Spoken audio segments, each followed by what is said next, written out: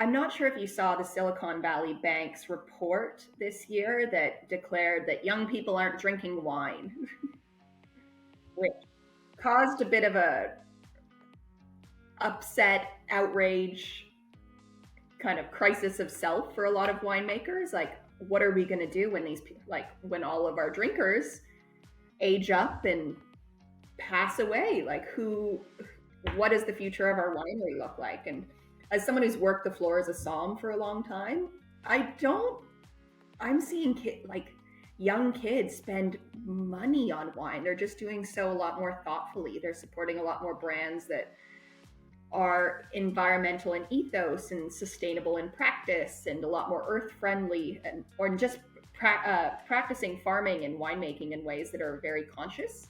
I'm seeing a lot more kind of fun brands that wouldn't be counted in the Silicon Valley Bank's report. So I'm curious, and I don't have an answer, but I'm curious to see how incoming generations uh, enter the wine industry and how they interact with the wine industry and what their values are and how that relates to purchasing and bottle choice and what wine regions they support. And I think there's a very huge generational gap right now.